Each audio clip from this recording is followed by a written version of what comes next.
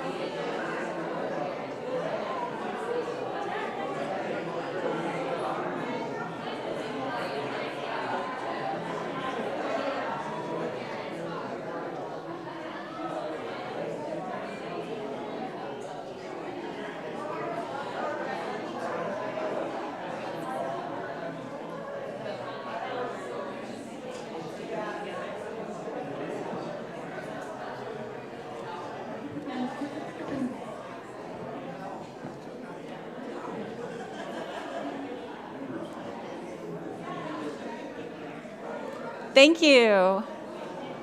It is good to be together.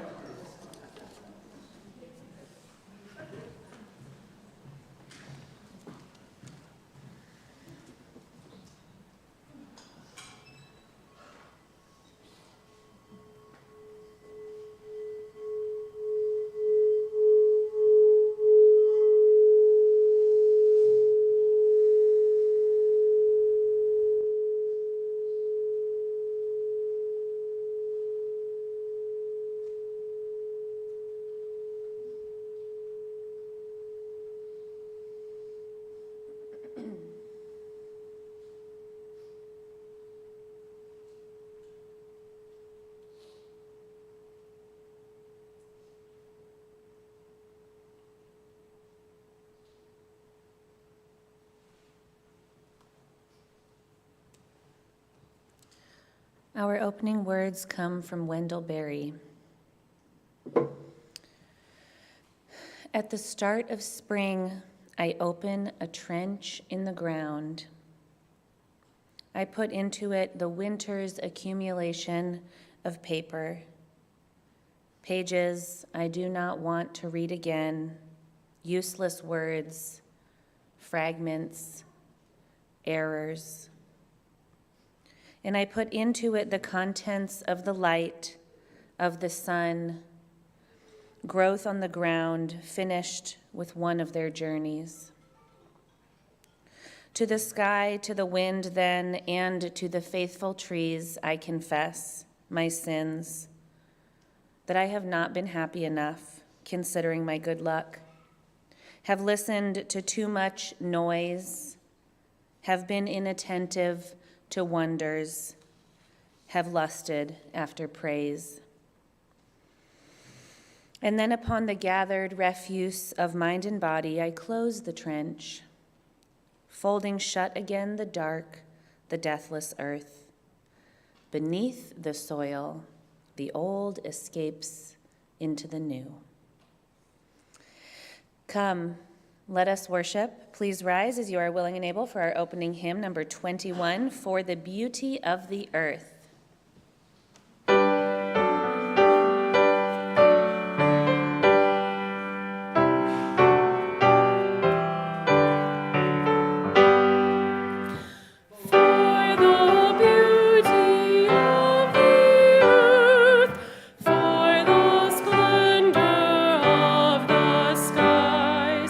For the love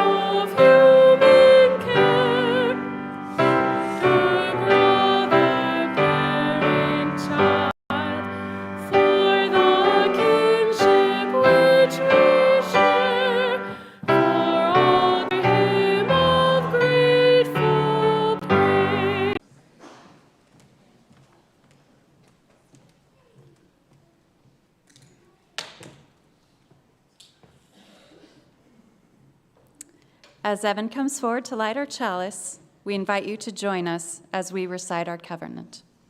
Let us affirm that love is the doctrine of this church, the quest for truth is its sacrament, and service is its prayer, to dwell together in peace, to seek knowledge in freedom, to serve humanity in fellowship, to the end that all souls shall grow into harmony with the divine.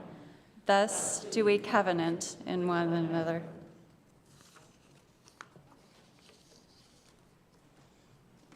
Thank you, Evan. Each month, we as a community take time to reflect on a theme. The children do this in their classes, and we do it in worship and our small groups. This month, the theme is love.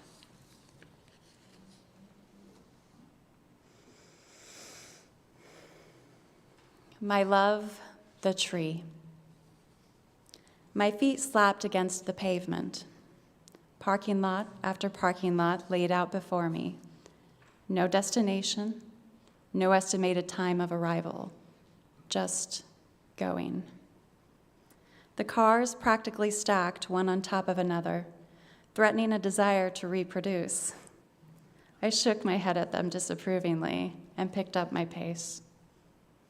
Then, in the middle of the sea of blacktop, floated an island. Shores of concrete rushed up and onto its beaches of green. My body froze, paralyzed by the sense that I was being observed by some great and divine deity. I dared to look up, and there she stood, this giantess. She alone had been spared, her brothers and sisters sacrificed and now long forgotten. Still, she stood, reaching her limbs up and stretching. The sun set her golden aura aglow. I was taken by her grace, by her elegance. Stumbling ashore, I walked towards her. My heart began to race. My blood slammed against the inside of my body, pushing me forward. My inner waves crashed against this fragile vessel, drawing me near. Effortlessly, I drifted. Suddenly, she was within arm's reach. I stretched my arm towards her. I rested my palm against her torso. Eyes closed, breath still. I waited to feel her heartbeat. And there it was. The city fell silent and drifted far into the horizon. She embraced me with her cool shade and whispered to me through her rustling leaves. Together, we touched the earth. For a moment, I felt our roots intertwine. Our love grew deep within the soil.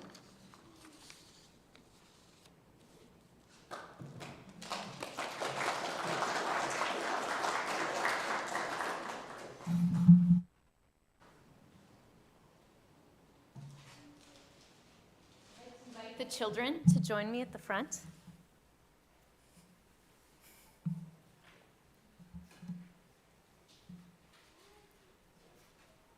Tell me why birthdays are awesome. Evan. Cake. Cake. What else? Yes, Andre. Presents. Yes. Birthdays are awesome for all those reasons, but it's a time to celebrate how much we love and appreciate someone or something. You might be thinking, but Jen, why celebrate trees in February in winter when trees don't have any leaves or fruit? Nothing is growing. And that would be a valid question. We typically celebrate trees for their beautiful leaves and delicious fruit, but those things are gone in February. But what if I told you that there is more to trees than what we can see and eat? trees have something going on below the surface that we can't see, but it's worth celebrating. When I think about trees, I often forget about the parts that are below the surface.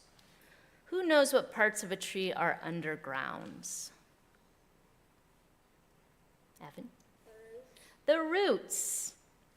Take a look at this image of a whole tree.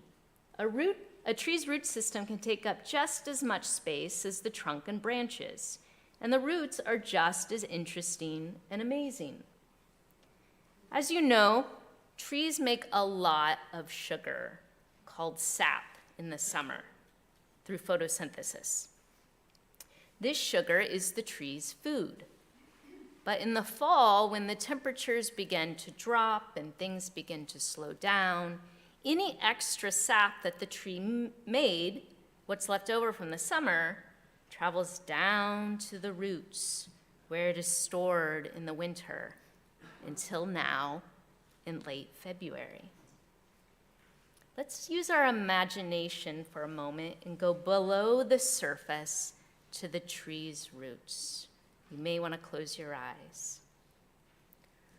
Right now, in the dark, cold grounds, the sap in those roots is beginning to rise. The sap slowly moves up the tree trunk, filling all the branches. And when the branches have enough sugar, they use the energy to burst forth new buds, and the tree blossoms with flowers and fruits. We celebrate trees in February because it marks the beginning of a new year that starts below the surface in the roots. See, I thought I knew everything about trees based on what I could see. But trees are so much more than they appear. And I think this is true of humans too. We often think we know who people are, but we are all more than what others can see. What is something unique about you that people can't see on the outside? Do you know a lot about something? Do you have a special talent or skill? Do you have a large collection of something at home that you love? I am so grateful when people offer me something that they could easily keep to themselves. It's like receiving a gift, like maple syrup from a tree. And you all have shared so many sweet gifts with me since I joined this community. You've taught me, Andre, Pokemon facts that I can go home and share with my son. I've learned funny pet stories. You've shared stories with me about your work in Africa and organizing in Chicago, and a haiku poem, and your art that hangs on the wall behind me. I celebrate all these gifts that you could have kept to yourselves. As we near the end of this month, I encourage us all to turn our attention to the trees, draw from our own roots, and share with others those sweet and wonderful things that we could keep below the surface to ourselves. We might just be surprised how we all bud and blossom like trees. And one more thing, because we're sharing things we can't see, in case I haven't mentioned it, I love folk art, visiting national parks, tulips, potato chips. I have an identical twin sister that lives near the church. So if you think you see me at the grocery store and I don't say hello, I'm not being rude, it's just not me. And also, it's my birthday too, at the end of the month. Please join me in singing the children out to their classrooms, where we will continue to talk about trees.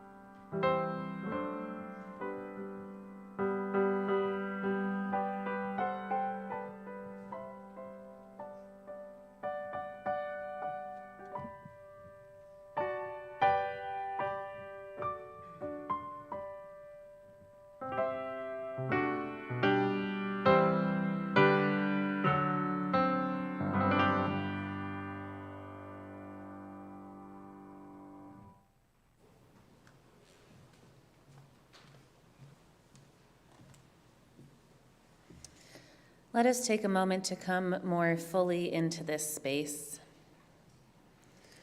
We come to this place to see and to be seen, to teach and to be taught, to hear and be heard. I invite you to reach over and nudge the person next to you, reminding us that we're here together, gathered in peace and authenticity and intention. You can nudge yourself if you're. We also come to this place to celebrate our joys and sorrows. If you have a joy or a sorrow to share now, I invite you to come forward and light a candle. You can share what's in your heart or on your mind in 1 or 2 sentences, or simply with a word, or you can share in silence and light a candle. And because we've been having microphone issues, we are going to do it acoustic. So speak up.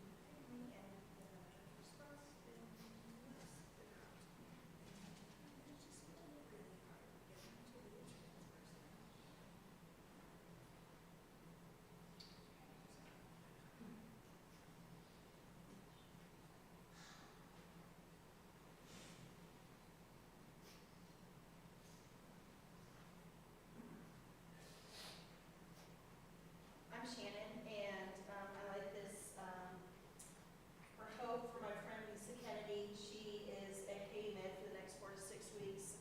She's undergoing treatment for AML and waiting for a bone marrow transplant. Hopefully her daughter is a match. So I've known her for 30, 35 years, so it's just really hard to see someone my age suffering so much.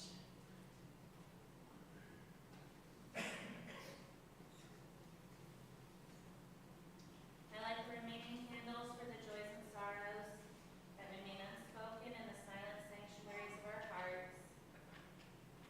And now I invite you to please speak with me.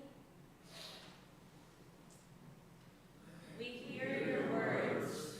We witness your life in all its heaviness and brilliance. And we carry your joys and sorrows in a shared heart.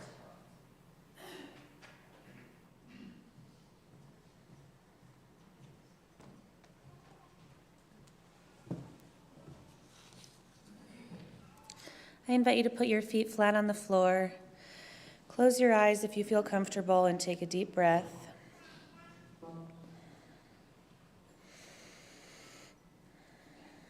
Allow your breathing to deepen beautifully.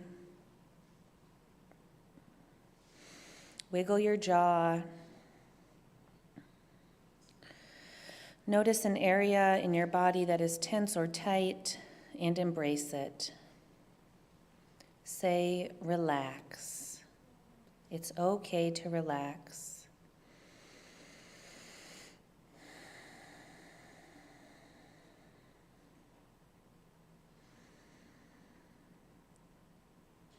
I invite you to begin to envision that coming from the soles of your feet or from the place where your body touches the chair,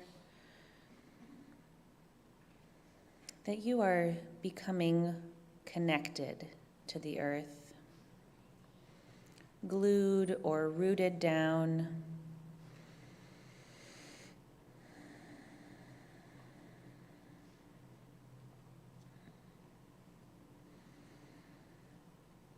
We come into a space of holiness and connection.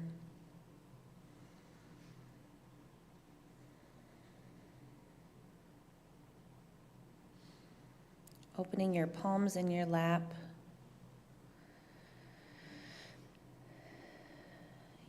I invite you to feel yourself growing ever so slightly taller. This might be the smallest of movements. As you breathe in deeply, allowing yourself to lift slightly. As you breathe out, imagining yourself connected to the earth, grounded down.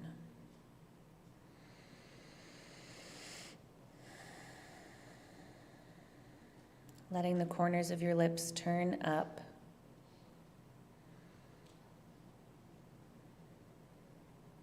Imagining for a second that you are a tree who never moves from this spot. Standing silently, sitting gracefully, growing simply as you grow.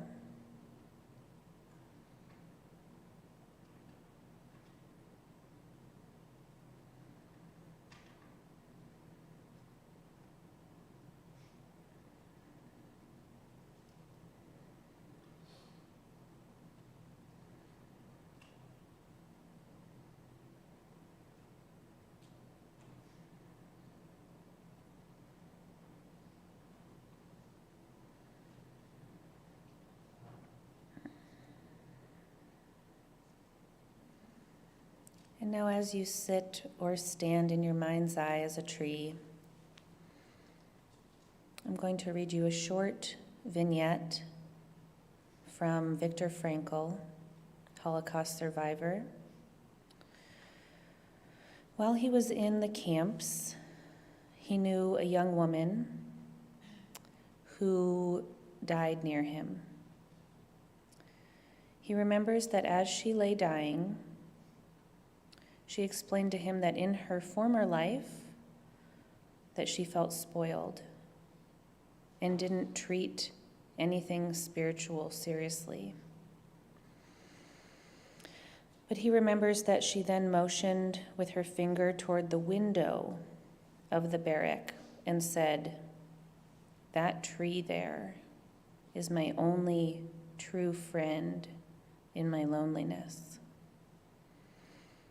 He remembers that through the window she could only see one branch of an almond tree with 2 buds.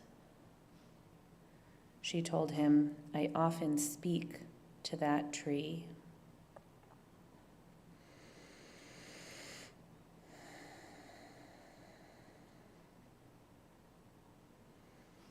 It is believed by some that trees have personhood.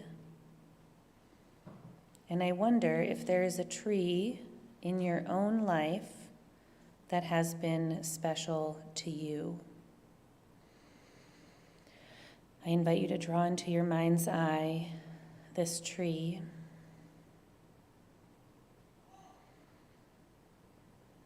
Remembering what it looked like, where it was rooted,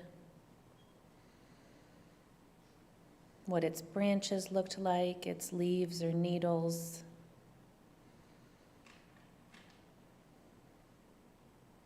What its bark was like.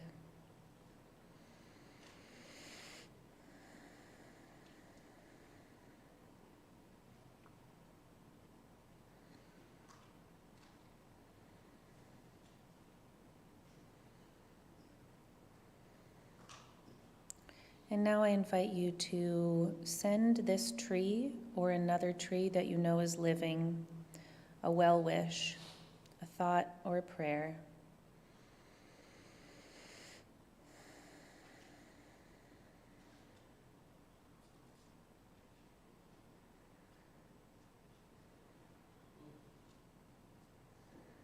Letting the corners of your lips turn up once more, you may open your eyes.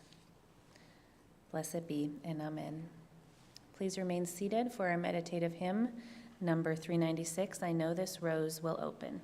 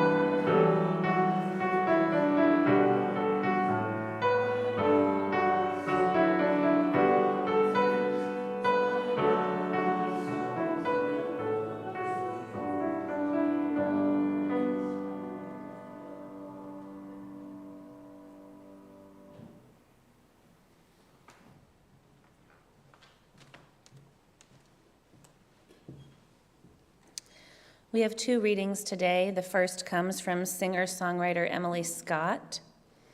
These are the lyrics to her song, The Time for Flowers, which I highly recommend you listen to. She says, I went walking down the road with a heavy heart and miles left to go, when I came upon a woman in a field on her knees, singing ancient songs and sowing wildflower seeds. Tell me, what's the point in planting pretty things in these days of darkness and disease? The world is burning, have you not heard? She smiled and said, honey, I've lived long enough to learn. The time for flowers will come again, maybe in 1 year, maybe in 10. There are days when despair will win. The time for flowers will come again. I have witnessed funerals and wars, worried mothers, empty shelves and empty stores. The storms will rage and winds will blow, and you're going to find out that you are stronger than you know. And the time for flowers will come again, maybe in 1 year, maybe in 10. There are days despair will win, but the time for flowers will come again.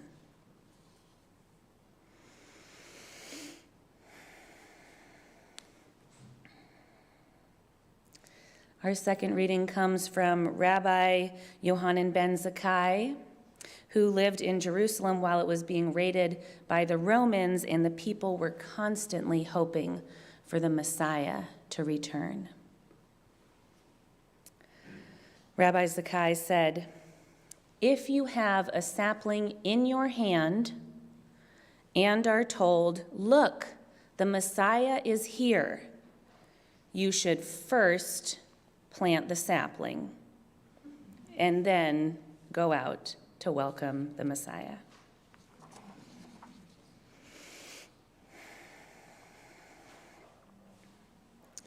Did you know that in some cultures it is believed that the natural world depends on humans? that human attention or human ritual are necessary for the longevity of the environment. For example, hunters in the Black Forest in Germany have believed for millennia that if they do not offer their kills a proper burial by placing a scented sprig between its teeth, that their tenure will be up and that will be their last successful hunt. That some great cosmic scales will tilt. Or in the Pueblo in New Mexico, there are people who believe that humans must go on long runs across the high horizon of the earth in order for the sun and moon to continue turning too. These beliefs teach us that we play a type of mystical role in sustainability, and that power comes down to our willingness to do our part, to invest in the longevity of the earth by doing both practical acts of preservation, but also to simply notice and act with praise and gladness in our hearts for the bountiful, beautiful earth that we get to live on.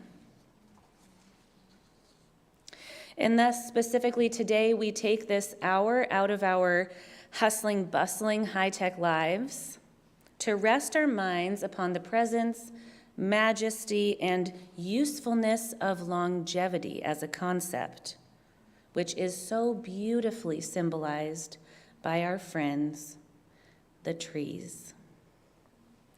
With their leafed-out glory and their branches swaying in the wind, their powerful trunks and roots, bark that rivets or peels, smells of vanilla, or is smooth as skin, and their longevity, because trees are old. We remember also the people who believe that trees have personhood, and perhaps then inherent worth and dignity.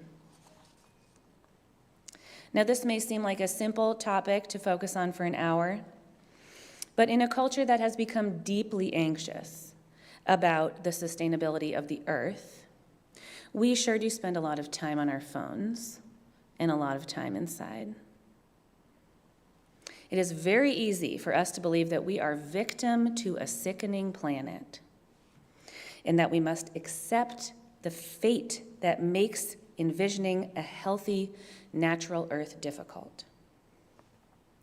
And while we wallow in our despair and our worries, just outside the window stands before us these incredible beings, huge, beautiful old trees that surely deserve more of our attention than devices, and perhaps need our attention for their longevity.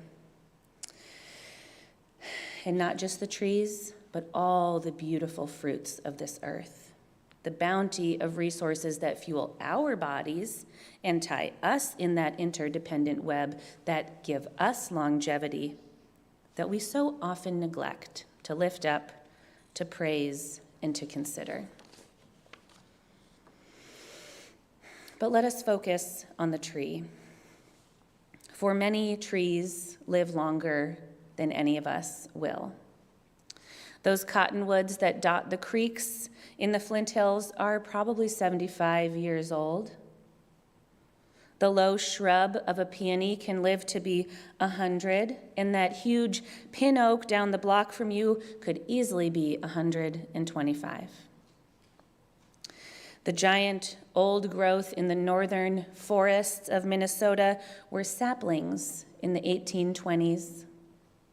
And the old growth redwoods that tower 350 feet into the canopy are 800 years old.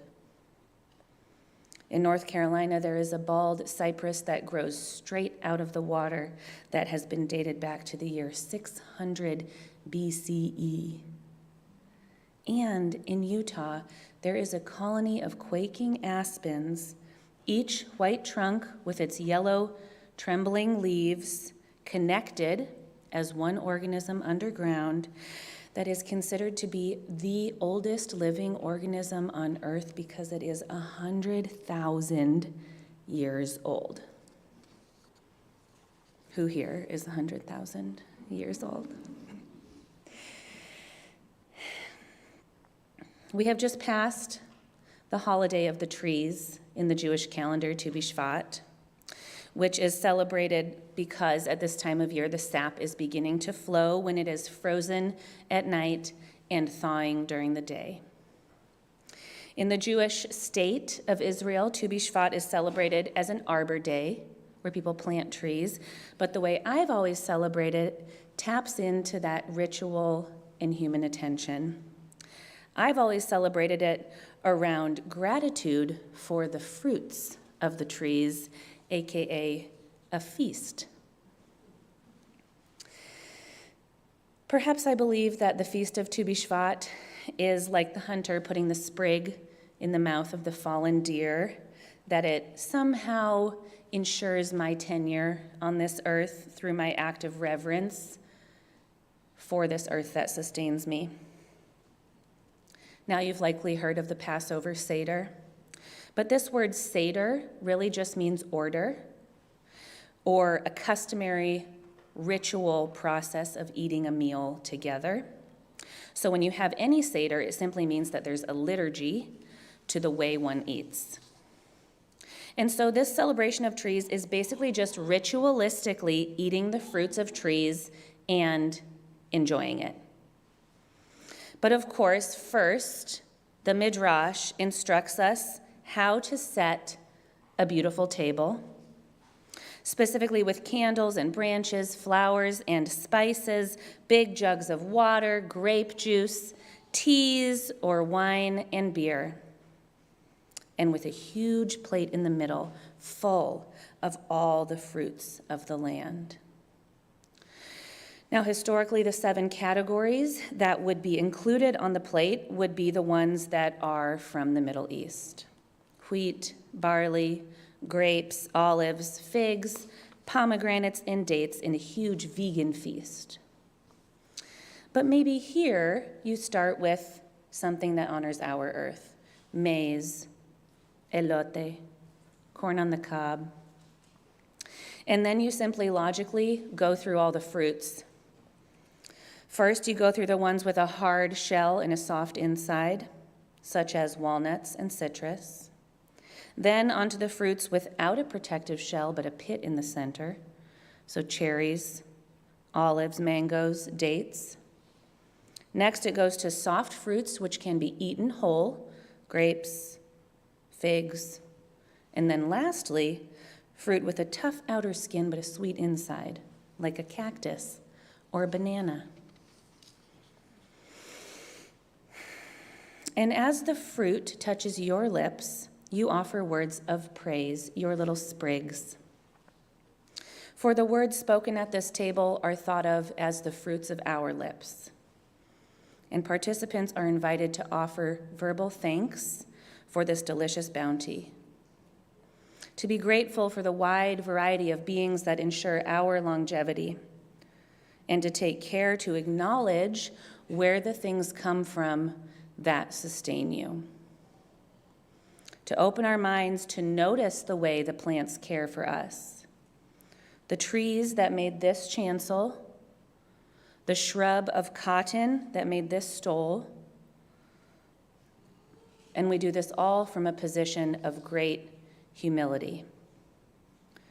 Because when we acknowledge that these are living things with inherent worth and dignity that sustain us, we might just sense some sort of opening, some awareness that perhaps these species depend on us too, and that we are indeed locked in that interconnected web, the sustainability of which requires our gratitude, awareness, and attention. Because how would it change your perspective on the sustainability of the earth if you believed that it depended on your attention?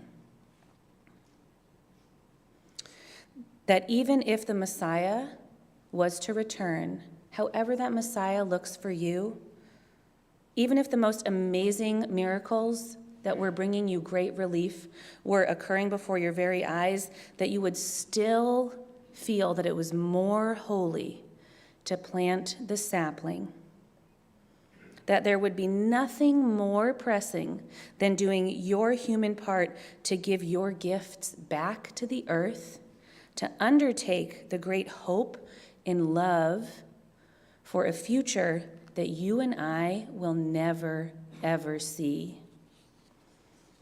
For perhaps our role here on earth is an enterprise in eternity.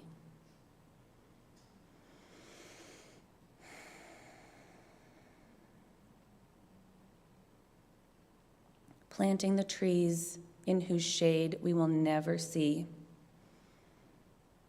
Placing the sprig in the animal's mouth who has already died. Running the run to keep the sun and moon turning. Planting the wildflower seeds as a form of love for moments unknowable. Us knowing deeply in ourselves only that the time for flowers will come again, and from the flowers the fruits to feed our grandchildren. For this is how we move away from that sense of helplessness and worry about the earth, and instead reclaim our place in the family of things. As visitors here, lucky to exist and witness such a vast and long-standing web of life, that we could touch a tree that was 100,000 years old. Lucky to make friends with trees, because after all, if we are here to be seen, to be heard, and to teach others, maybe our listening to, seeing, and being taught by the trees sustains them in some way too. Blessed be, and amen.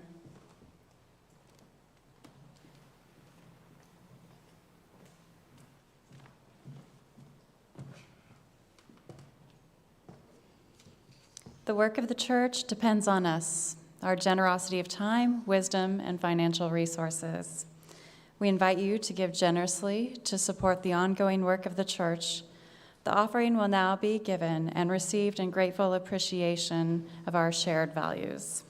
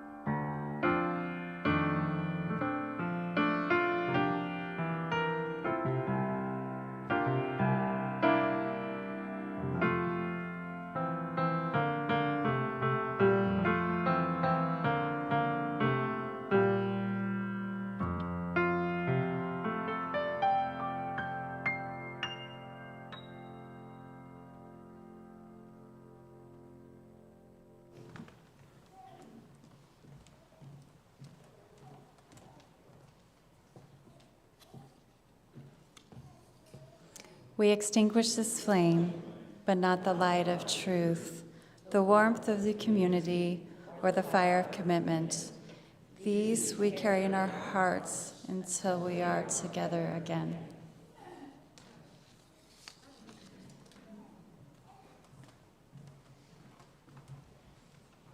Invite you to stand with me and sing the closing hymn. It is number 1067 in your blue hymnal, Mother Earth, Beloved Garden. And a little birdie told me this might be an unfamiliar melody, so Ben is going to teach us the melody by playing it through once for us so you can hear it, and then we'll sing it together.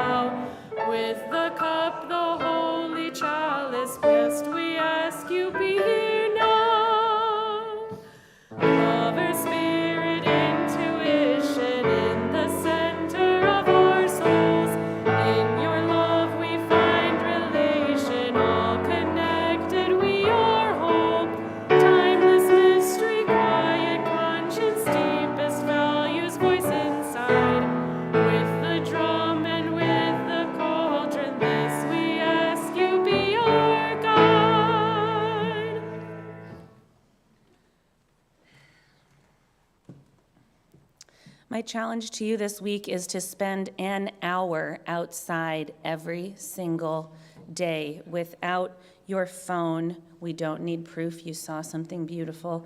You can tell us where it is. You can bring us over and show us.